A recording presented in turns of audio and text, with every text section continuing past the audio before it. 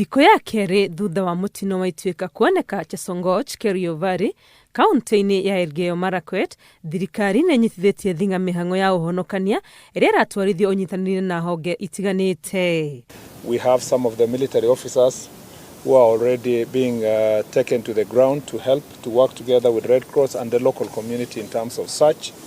Thengia wa gukorwo mbuya mutino uyu ni retikitwo narua na mituki, mĩhang'o ya ũhonokania nĩ hingĩkĩte nĩ gukorwo ituĩka rĩrĩ nĩ rĩthũkĩtie barabara na kũritũhia mĩthiĩre ya gũkinyia ũteithio na gũcũngĩrĩria meciria ma kũhũthĩra ũtaaramu wa kĩrĩu. And even MTF have joined this morning and NYS are joining us. We want to try and see if we can, at least one road can be passable to the scene, because unfortunately this tragedy has actually cut off all the roads that go to this same area. We have deployed a team of drone technicians and GIS mappers that will help us in this mission, so that those areas that are still not accessible, we can reach them using technology.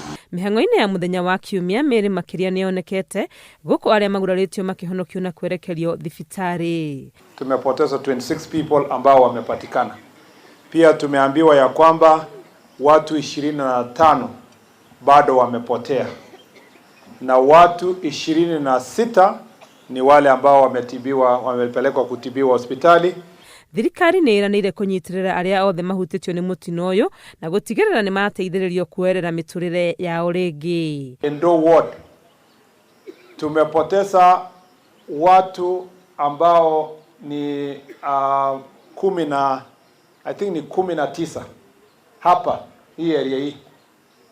Embobut ward uko juu tumepoteza watu 5. Na Sambiri ward ya juu mtu moja na ya chini mtu moja.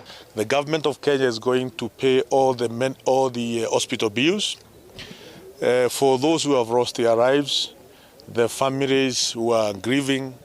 The government of Kenya is going to stand with all these families who are grieving at the moment. We have deployed our teams to coordinate together with other ministries, Ministry of Interior, to ensure that the families who have lost their loved ones, we can provide psychosocial support. Mibango mĩrũmu nĩ ĩigĩtwo nĩguo gũtigĩrĩra arutwo kuma gũkũ arĩa maraikarĩra igeranio cia bũrũri nĩ mathiĩ na mbere ũrĩa kwagĩrĩire.